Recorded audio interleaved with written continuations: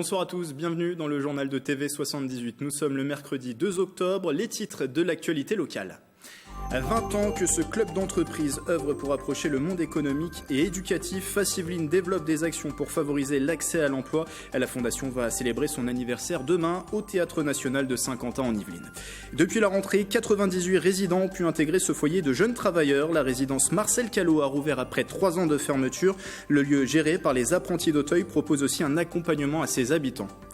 Et puis, troisième volet de notre dossier consacré au cinéma dans les Yvelines, le département qui a servi de décor pour de nombreux tournages de films français et internationaux zoome dans cette édition. C'est inédit depuis 2001, les policiers étaient dans la rue. Aujourd'hui, à Paris, à l'appel d'une intersyndicale, 25 000 manifestants selon les syndicats. Mobilisation pour préserver leur régime spécifique de retraite, mais aussi sous fond d'inquiétude en raison des conditions de travail qui se dégradent. De plus en plus de fonctionnaires démissionnent ou pire, en arrivent au suicide.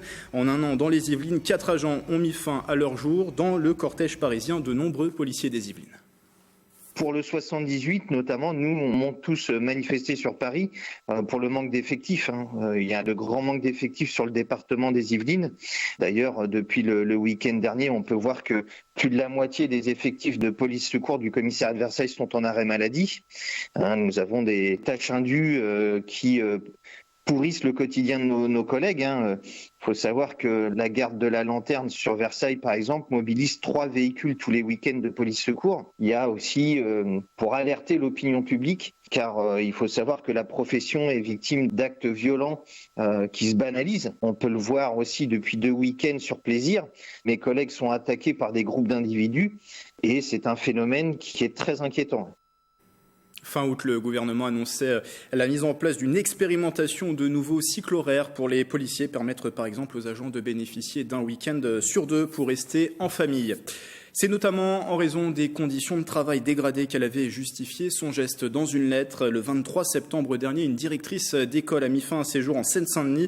Suite à cet acte, un appel à la grève est lancé pour la journée de demain, jeudi, par plusieurs syndicats d'enseignants. Des rassemblements sont prévus dans le 93, mais aussi dans les Yvelines. Le SNES FSU appelle à une mobilisation devant les locaux des inspections de circonscription du département. Quelques perturbations sont donc à prévoir dans les établissements scolaires. Pour les prévisions dans votre commune, rapprochez-vous de votre mairie ou consultez son site internet.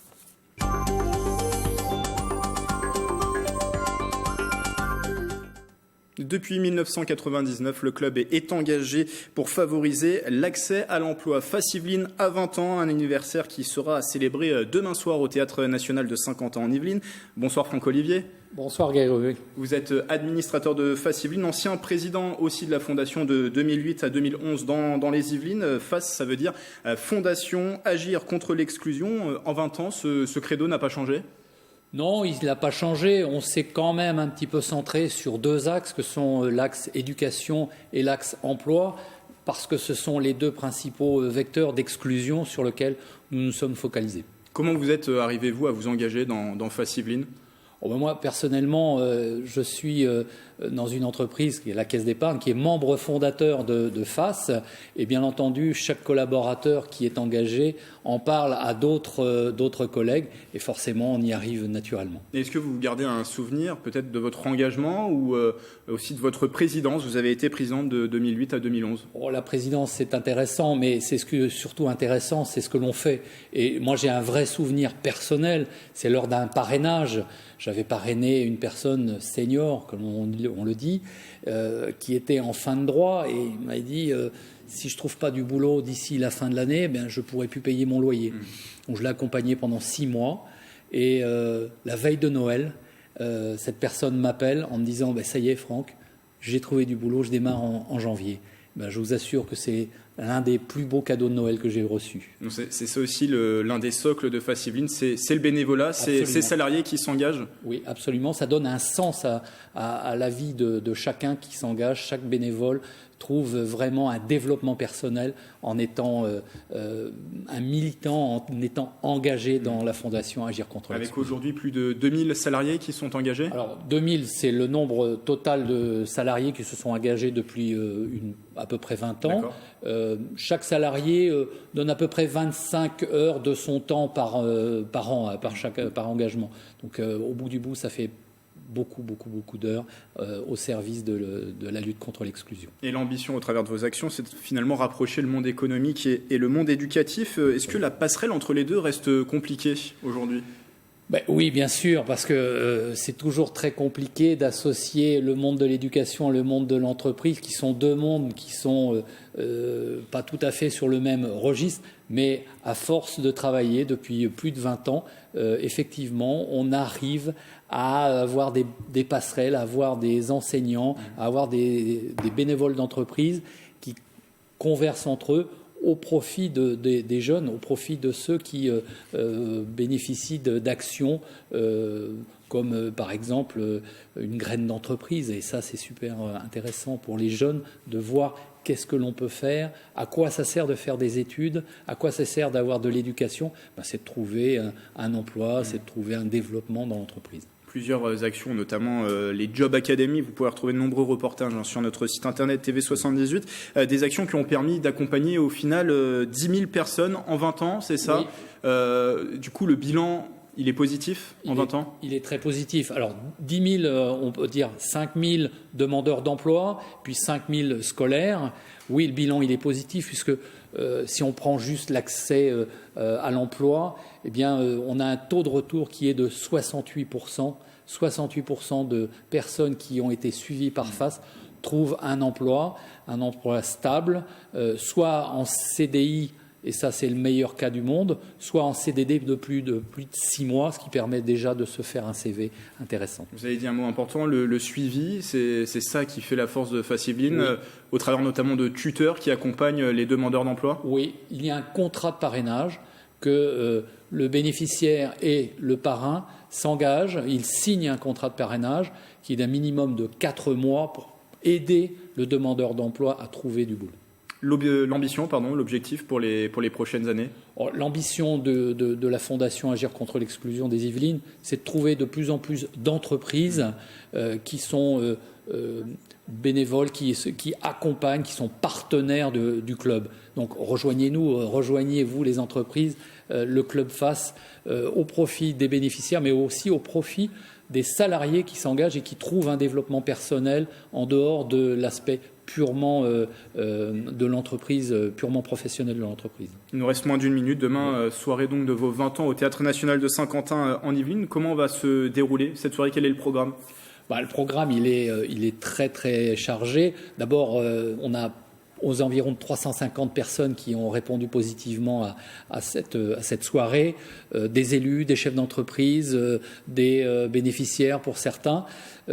C'est d'abord la proclamation de ce succès des 10 000 bénéficiaires depuis plus de 20 ans, mais aussi beaucoup de témoignages, beaucoup d'émotions dans ceux qui ont pu bénéficier des services de FAS. Oui. Merci Franck-Olivier, administrateur et ancien président de FAS Yvelines, et bon anniversaire. Donc l'actualité, les informations pour ce club à retrouver sur son site internet qui s'affiche en bas de l'écran. Après 3 ans de fermeture, la résidence Marcel Callot à Versailles est de nouveau accessible aux jeunes travailleurs en difficulté. Une réouverture grâce au diocèse de Versailles, à Emmaüs Habitat et aussi aux collectivités locales. L'inauguration de ce site géré par la Fondation des apprentis d'Auteuil s'est déroulée il y a quelques jours. Marilène Yapichino. Depuis le 1er juin, Antoine est installé dans ce logement refait à neuf à Versailles. C'est le premier logement, c'est un logement couple, assez spacieux. Pour ce 26 mètres carrés, il paie 554 €, auxquels il faut encore déduire les APL. Un loyer dérisoire comparé au prix du marché, car Antoine et son amie Jessica ont pu intégrer un foyer jeunes travailleurs, la résidence Marcel Callot. Gérée par les apprentis d'Auteuil, elle a pu être rénovée après une fermeture de 3 ans à l'aide du diocèse de Versailles, d'Emmaüs Habitat et des subventions des collectivités territoriales. Pour les investissements à mettre, il fallait trouver 5 millions. Donc nous ne les avons pas. On a, nous, contribué beaucoup en donnant les locaux pour 45 ans à Emmaüs Habitat, et à charge pour lui de restaurer l'ensemble. Plus qu'un logement, la Fondation Apprentis d'Auteuil met à leur disposition 3 intervenants sociaux pour aider les jeunes dans leurs projets professionnels ou leurs démarches administratives. Le défi qu'on se lance, l'ambition de ce projet-là, avec un espace collectif, c'est qu'ils puissent le soir prendre du temps pour se rencontrer, échanger entre eux et pouvoir gagner en confiance. Julien fait partie des 98 résidents de 18 à 25 ans du foyer Jeunes Travailleurs. Originaire du sud de la France, il a souhaité monter à Paris pour concrétiser son projet musical. Après être passé de canapés en canapés et de sous-location en sous-location, il a pu s'installer dans la résidence. C'est vrai qu'il y a une émulation en fait au final parce qu'on se retrouve tous à vouloir avancer dans la vie et voilà, on a ces chances qui nous sont données par le foyer qui sont très importantes pour nous. Grâce à la stabilité du foyer, Julien a pu développer son label de musique. Il sortira son premier projet au mois de février prochain. En bref, une troisième commune des Yvelines prend un arrêté anti-pesticides. Après Le Perret et Aiguevilly, c'est la maire d'Évêquement qui est à l'origine de cette décision. Dans un communiqué, la maire écologiste Ghislaine Séné, également conseillère régionale, justifie cette interdiction par le manque de prise de décision de l'État sur le sujet. Elle estime que les collectivités doivent s'engager dans la défense du vivant. L'élu qui pourrait prochainement passer devant le tribunal administratif de Versailles. En septembre, il a jugé non conforme l'arrêté pris par la maire du Perret en Yvelines, celle d'Aiguevilly, est convoqué par l'instance ce vendredi. Vitrine cassée, cambriolage, des délits commis cet été à Saint-Rémy-les-Chevreuses. À l'origine des mineurs, ils arrivent dans la commune par bus noctilien ou via le RERB. Certaines vitrines ne sont toujours pas réparées à ce jour. Le maire de la ville a rencontré à ce sujet la ministre de la Justice. Les précisions de Manon Varaldo et Rodolphe Blondel. Saint-Rémy-les-Chevreuses, ville connue pour sa quiétude et ses commerces de proximité. Mais depuis plusieurs mois, ils sont la cible de cambriolages et dégradation de vitrines. Des cambriolages parfois rudimentaires, les délinquants ont cassé la porte d'une pharmacie de la ville avec des casseroles. D'autres vitrines ont été brisées avec des pierres. Ces délits sont commis la nuit à Saint-Rémy-les-Chevreuses, terminus du RERB, par des personnes se présentant comme mineurs. Il y avait des jeunes qui ont essayé de vouloir entrer dans la boutique. Ma porte, elle est morte, elle est HS. De toute façon, il faut tout changer le global. Et une fois que je suis sortie, donc il y avait Xavier le traiteur, il était déjà dehors. Il y avait un voisin aussi qui avait alerté parce qu'il avait entendu le bruit aussi, qui habite à côté de chez moi. Donc après, ils ont été interpellés un peu plus tard par la police, mais après ils ont été jugés mais relâchés après. La justice des mineurs oppose sur un texte l'ordonnance du 2 février 1945. Le maire a rencontré la ministre de la Justice pour une révision de cette ordonnance. En France, le seuil d'âge de responsabilité pénale n'est aujourd'hui pas précisément fixé. La ministre lui a fait part de son futur code de justice pénale des mineurs. Elle prévoit d'instaurer le seuil à 13 ans. En dessous de cet âge, seules des mesures éducatives seront prononcées. Cette réforme ne sera mise en vigueur que dans un an, le 1er octobre 2020. Première préconisation, quand ils sont identifiés et qu'on connaît les pays d'origine, de travailler avec le pays d'origine pour les renvoyer dans leur famille. Deuxième point, traiter mieux la récidive. Il y a une autre disposition qui vise à mieux indemniser plus rapidement les victimes, pour que les victimes qui attendent des fois jusqu'à 18 mois pour avoir gain de cause sur leur indemnisation, ça soit fait sur un délai de 3 mois. Autre point, du futur code de justice pénale des mineurs, 20 centres éducatifs fermés pour mineurs vont être créés en France.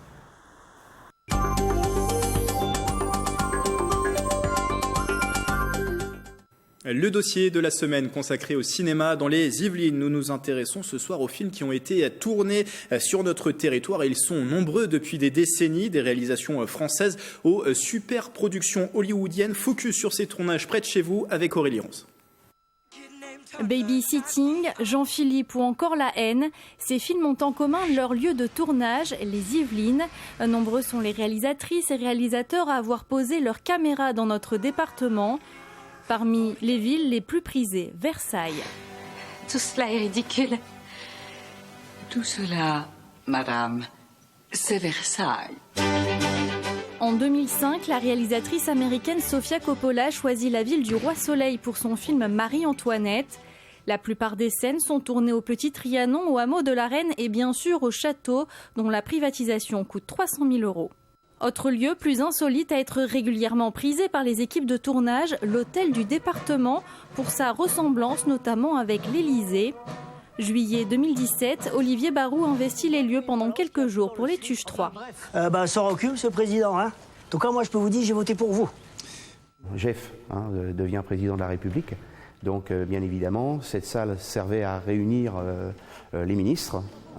Et dans la salle du Conseil des ministres qui est juste à côté, ils en avaient fait la chambre à coucher des Tuches.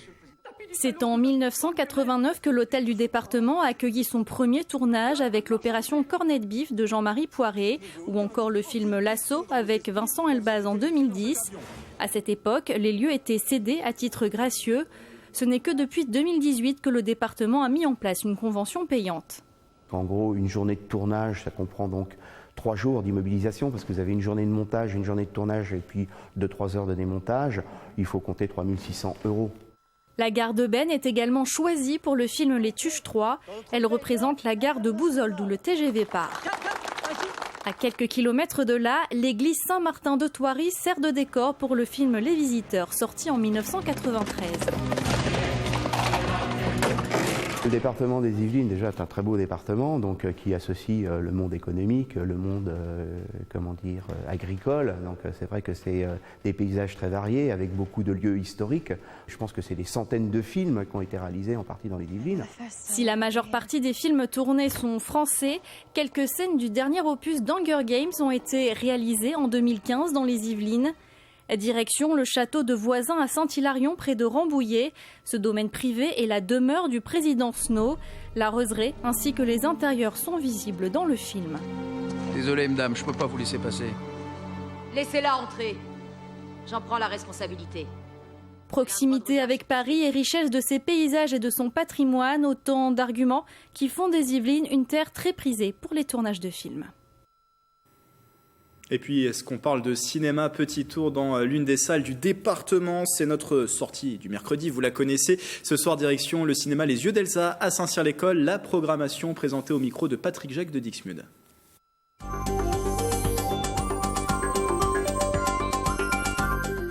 Au cinéma Les Yeux d'Elsa, ce mois-ci, c'est le mois du cinéma d'animation. Comme tous les ans, au mois d'octobre, on fait des focus sur le cinéma d'animation. Et cette année, on a décidé de faire un focus sur le cinéma d'animation japonais, comme on le fait très souvent, parce qu'en plus, il y a des films extrêmement importants qui sont sortis les 6 derniers mois et on n'avait pas eu l'occasion de les passer. Donc vous allez pouvoir éventuellement les revoir, éventuellement les rattraper. On va vous diffuser pendant toute une partie du mois d'octobre les films Le Mystère des Pingouins, Wonderland, Le Royaume sans pluie et Les Enfants de la mer, avec en particulier le samedi 19 octobre une soirée, après-midi soirée Japanimation qui commence à 16h et qui finira à 23h avec les 3 films que je viens de citer, chaque film à 3,60 €. Si on organise cette soirée, c'est aussi parce que Saint-Cyr, comme l'année dernière, organise un concours de dessin manga et que le samedi 19 octobre, on vous en dira plus dans la salle du cinéma Les Yeux d'Elsa. Alors rendez-vous nombreux pour découvrir ces 3 films, l'un, les deux, l'autre, comme vous voulez. En tout cas, le 19 octobre, vous pourrez découvrir ces films qui ont été des très grands succès et qui sont pour certains issus de mangas extrêmement connus. À très bientôt au cinéma Les Yeux d'Elsa.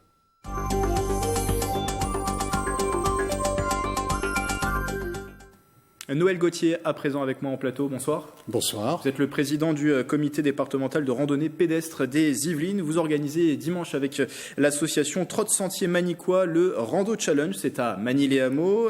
Déjà, quel est le principe du Rando Challenge?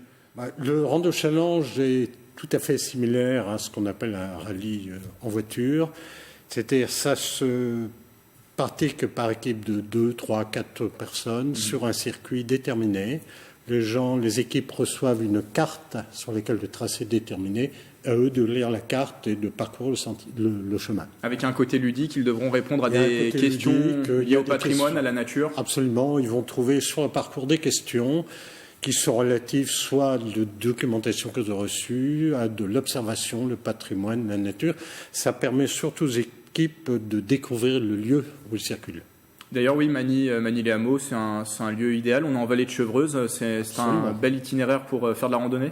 Le parcours qu'on a retenu sera parfait, je pense. Avec 2 parcours, un de 8 à 12 km qui est siglé découverte, un autre compétition qui fera de 12 à 18 km. Ça veut dire que ça s'adresse à tout le monde, qu'on ait qu'on ne fasse pas de la randonnée au quotidien chaque week-end? Le découverte est ouvert à tous les participants. Il y a d'ailleurs pas mal de familles qui participent avec des enfants qui, à 10 ans, n'ont aucun problème pour faire le circuit. Donc pas de souci pour faire ce parcours aucun souci découverte. Pour faire le parcours découverte. Et du coup, le parcours compétition, alors il y a un classement pour le championnat de France, c'est ça? Absolument. Le parcours compétition sert à donner des points au club qui sert ensuite à un classement au niveau national. Et vous le disiez tout à l'heure, ce sont des parcours qui se font par équipe, c'est ça? Ce sont des parcours qui s'effectuent par équipe. Donc ils nécessitent un bon sens de l'observation. Le matériel à prévoir, les équipements pour cette journée? Le matériel à prévoir, c'est évidemment de la boisson. Il faut pouvoir boire. Éventuellement, si le temps est menaçant, de quoi se couvrir. Enfin, un coupe-vent, n'importe quoi. Enfin, pas de parapluie, c'est pas très agréable, mais de rester couvert. Et pour les chaussures? C'est les chaussures de randonnée? Les chaussures de randonnée, c'est recommandé. Comment on y participe? Il faut s'inscrire au préalable? Il suffit de s'inscrire sur le site du comité départemental de la randonnée pédestre. Le Codérando 78, le site s'affiche actuellement en bas de l'écran. Ça va coûter combien? Ça coûte combien de participer? Si j'ai bon souvenir, ça doit être 10 ou 15 euros par équipe. Donc c'est tout à fait minime. Et vous retrouvez bien sûr toutes les informations sur le site du Codérando 78. Je voulais aussi profiter de votre présence pour parler plus généralement des randonnées pédestres dans le département. 1300 km de réseau pédestre, oui, environ, c'est ça? Oui. La richesse, c'est quoi? C'est que ça soit des parcours, on est sur un département à cheval sur l'urbain, sur le naturel. C'est ça la richesse du département? On est beaucoup plus sur le naturel. Le sud du département est quand même très, très, très naturel. Ces chemins sont entretenus par environ 60-70 baliseurs qui entretiennent tout le chemin chaque année. C'est ça, c'est l'une des missions du Codérando? C'est la principale mission du Codérando, je crois, c'est entretenir et créer des chemins. On crée beaucoup de chemins à la demande, soit de municipalité, soit du conseil, etc. Il y a beaucoup de demandeurs pour la création de chemins. Et du coup, les autres missions, c'est d'organiser des sorties? Les autres missions sont principalement dévolues au club. Il y en a, si je me souviens, une cinquantaine dans les Yvelines, avec 4300 ou 4400 adhérents. Donc c'est les clubs qui organisent leurs sorties. Et il y en a quasiment tous les jours. On va peut-être pas vous demander votre préférence, mais on n'est pas loin de la vallée de Chevreuse. On imagine ça, c'est un territoire idéal pour de la randonnée? C'est un territoire idéal. Toute la vallée de Chevreuse, il y a la forêt de Rambouillet. Enfin, c'est très riche. Et les itinéraires de randonnée sont à retrouver dans un livre qui s'appelle Les Yvelines à pied, qui est disponible dans tous les points de vente? Ça fait partie de la série des topo-guides édités par la Fédération, dont celui-ci, Les Yvelines à pied, qui contient beaucoup de parcours très intéressants à parcourir. Merci Noël Gauthier d'être passé en plateau, président du Codérando 78, le comité départemental de randonnée pédestre des Yvelines. Et je rappelle, cette date, c'est ce dimanche, le Rando Challenge. C'est à Magny-les-Hameaux. Toutes les informations à retrouver sur le site internet qui s'affiche en bas de l'écran. Avant de vous quitter, la saison culturelle de Délancourt est lancée samedi dernier. Le Prisme proposait une journée d'activités artistiques au programme spectacle, exposition, atelier. Retour sur cette journée avec Nicolas Dandry. Voilà la chanson du Sokokun. Ces sonorités bercent ce monde peuplé d'une colonie d'oursons, de laine, de tissus et d'instruments de musique en bois. Un univers destiné aux bébés dès l'âge de 6 semaines. Une expérience créée il y a 9 ans, inspirée par les voyages de Soko en Asie. Ce qu'on y trouve beaucoup, c'est beaucoup de choses qui sont fabriquées et confectionnées à la main avec beaucoup d'objets de récupération. On retrouve énormément de sonorités assez vibratoires, du coup, qui sont là pour vraiment stimuler les premiers émois des tout-petits. Le Sokokun, c'est aussi un langage nouveau entre les parents et leurs nourrissons. Une découverte sensorielle du toucher et de l'ouïe, c'est le cas de Mathis, 13 mois, avec son papa Patrice. Je pense qu'il a passé un très bon moment, il a déambulé, il a découvert pas mal de choses. Voilà, je pense que c'était un très bon moment en famille. Ce spectacle vivant lance la saison 2019-2020 du Prisme à Élancourt, une année culturelle placée sous le signe de la pluridisciplinarité.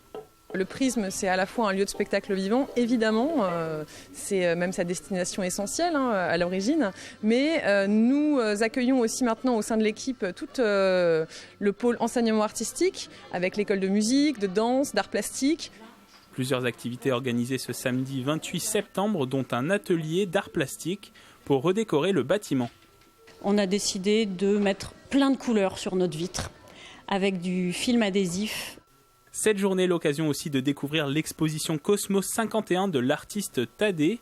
Le vernissage est prévu le 11 octobre, jour du concert de Guillaume Perret au Prisme.